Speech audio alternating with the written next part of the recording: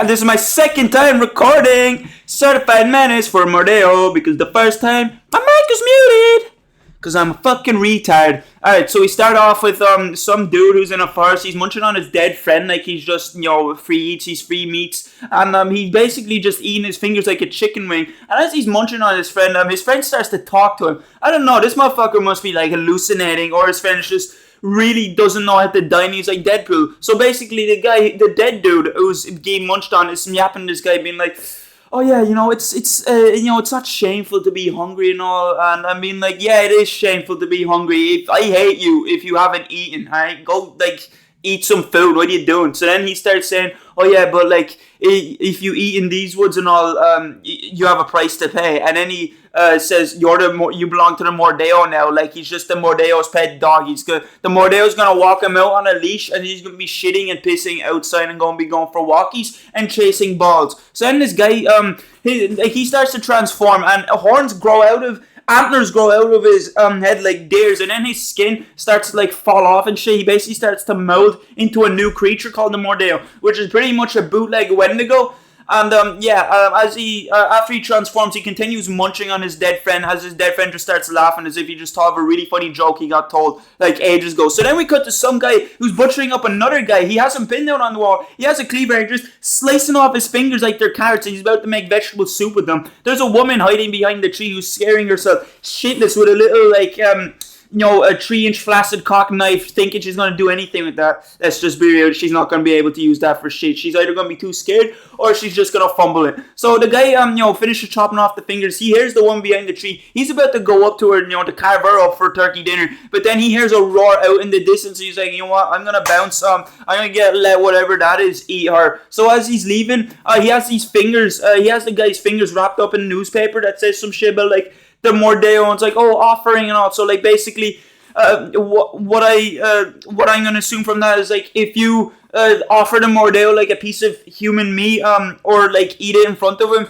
you're supposed to transform, because the next thing this guy does, he has this big ass fat ass obese book that looks like it's older than as old as my ancestors, and he's using it to find this site in the forest where there's the ritual site. So he ends up at this ritual site, and he sees a cloaked figure wearing basically has the same Mordeo skull and antlers that the first guy had, and he shows him this finger like he just found a golden chicken wing in KFC or some shit. This is 1 in a million piece of meat that will make him a millionaire. So then he munches onto the finger, and he starts yapping to this figure, being like, I ate it, look, change me, I want to change into a Mordeo. So then he hears growling behind him. There's a big ass dog ready to lick his balls or whatever. So then he turns around, the Mordeo is behind him, and the guy still isn't phased or scared or anything. He basically he starts talking to the Mordeo, actually, as if he could talk. So then he says to Mordeo, oh yeah, I just want to be like you. I just want to join the fucking Mordeo gang. So then the Mordeo puts his hands around the guy's head, and this guy, he just accepts it. He kind of just thinks the Mordeo is gonna start rubbing his face around. He's gonna bestow him divine powers or whatever the fuck. So then he realizes too late. He's like, oh shit. So then the Mordeo makes him do the halfway check of a safe crossroad, except he only makes him look left and snaps his neck. And he also bit his fingers off and munched on them like chicken wings. I forgot to mention that the first time. I don't know, I just keep forgetting to mention that he bit his fingers off as well, and oh yeah, he snapped his neck. So then we cut to these 3 Girl Scouts who are supposed to be missing, and they've been in this forest for probably a couple of days. That's probably what we've been missing. It kind of gives me the ritual vibes, those dudes who end up in a forest, and in the forest ends up being unlimited or vast. It's really hard to escape the forest because it's being controlled. Anyways, these 3 Girl Scouts are walking along, and they have to take a breather because one of them has a twisted ankle, I'm fairly sure, so they have to sit down. And as she's sitting down, she points out a tree that they pass about 3 times. So the leader, Jen, with the compass, the guider, she's like, listen, I don't give a shit if you have a broken leg or a broken ankle, or if you have a broken leg in general. Walk it off. Put an ice pack on it. Put a plaster on it. Do you want me to give it a kiss? Do you want me to give your boo-boo a kiss? So then they hear a scream off in the distance. They go follow that scream like any retarded horror character. I just go the opposite direction because I'm not Superman. I'm not the Guardian. I'm not Fireman Sam. Someone else, the authorities can deal with that shit. So I end up at the graveyard, or not the graveyard. They end up at the ritual site, and then while Jen's distracted and not looking, one of the women who, the regular healthy one, I don't know their names, I'm just going to refer to them as Ankle Woman, regular woman and Jen. So regular woman snatches the compass from Jen and she checks it. Turns out the needle is broken. They've been wandering around relying on their instincts or some shit because they've been going in circles and that's why the compass is not even working. So then she just chucks that shit away and then Jen starts freaking out. They're like, are you crazy? You're gonna get us killed. It makes no difference. You're lost either way. What are you talking about? So then she just walks off somewhere. I have no idea. Maybe she's on to find help or whatever. So then the regular woman and ankle lady are sitting by a tree and they're just chilling together. And then they hear a growl. And then out of nowhere, Mordeo snatches ankle lady's throat like it's a trophy or some shit. Like he needs the vocal cords of an angel to sing or whatever. So Jen comes back and Mordeo just leaves. I don't know, that was such a random ass scene to me. Like, I know I'm treating this as if it's a regular movie, but I don't know, it's just shit I can't help but notice. Like, the Mordeo just snatched the throne, just left. I guess he just wasn't that hungry, he just needed a light snack. It's like going to the cabinet and, getting a Mars bar or whatever. You're not that hungry, but you just want a light snack. So, Jen comes back and she, for some reason, thinks that the regular woman did this to Ankle Lady. Why would she do that? When she was literally like she was helping her bring her along, and then she decides to turn tables and just rip her throat out and eat it. That's just a bit random. So then Jen and this woman start fighting. Jen floors the woman on the ground, and she's on the ground, and Jen has like her face on his hand or some shit. Like she's trying to suffocate her with her palm. It's a bit weird. So then I'm out of literally having no other choice, or she just felt like a man. She was also starving, whatever. The Jen has her finger near the woman's mouth and she bites her finger off, which causes Jen to slap onto a rock, bash her head off the rock, and kill her. So we cut to the couple from earlier on and they find a remote log cabin.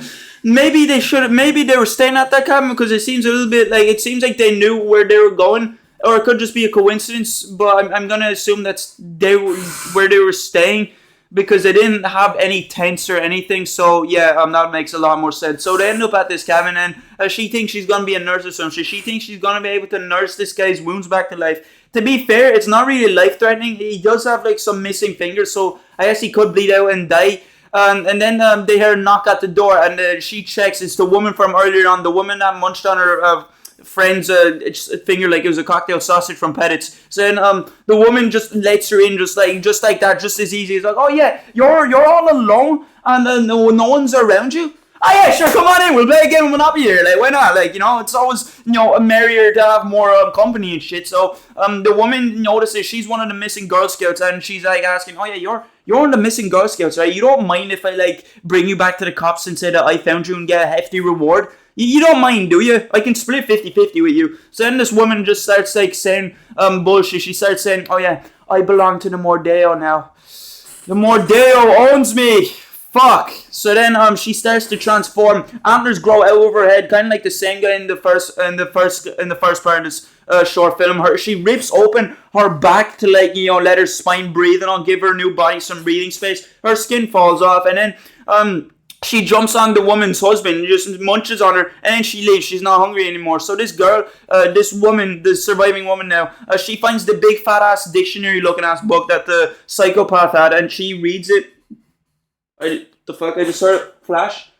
Someone playing Rainbow Six Siege in real life in the house across from me.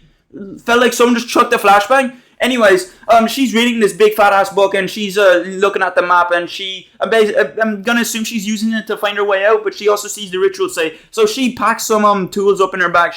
She gets a knife, she gets a hammer, she gets this little metal pokey thing. She's like, alright, let's get the fuck out. So as she's walking, she checks the book. She hears growling or she hears noises and she turns around behind her. She sees a Girl Scout cookie monster. So then she runs away. She ends up at the burial site. She sees the Girl Scout again in front of her. So then when she gets when she whips out a knife, she's like, stay back, stay away, I'm not afraid to give you a permanent tattoo on your face. You don't really have a face on your chest, you freak. So then she hears noises off, she looks away, and she checks back, and Mordeo is gone. It's in her mind, she's already gone cuckoo bananas. So then she sees fingers all over on the ground, and one of them has a ring on her. So she decides to pick that finger up, takes the ring off, and as she's analysing the the ringer. As she's analyzing the ring, like she sees something on it. The image goes into focus, and the Mordeo is there. So that she runs some more. She ends up she ends up hiding behind like this dirt and log shit wall or whatever. I don't know what it's called. It's just a wall of like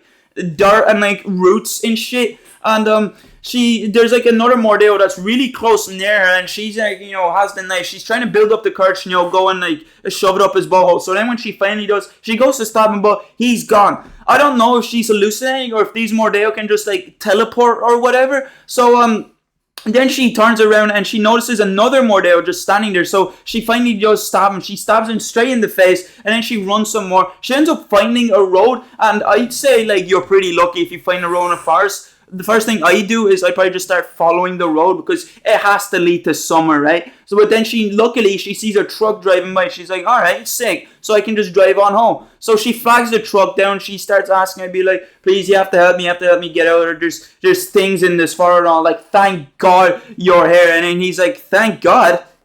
God can't save you now. No one did save you. So then she checks the back of his pickup truck, and she notices the same antlers and same cloak those other figures were wearing. He's one of them. He's the trucker. He's the one. He's their monthly supply. He goes in and out to bring him food and all to feast. I don't know. He's just a trucker. He's just friends with the Mordeo. He made like a business deal with them or some shit. Like maybe if he brings them victims, they'll let him live. I have no idea what this guy's deal is. So then the Mordeo just like rises up above her like a boner, and he's just right behind her, and then he says, you belong to the Mordeo now. So then he just grabs her, pulls her back, killing her, and then big old trucker Randy just like drives off, and it cuts off.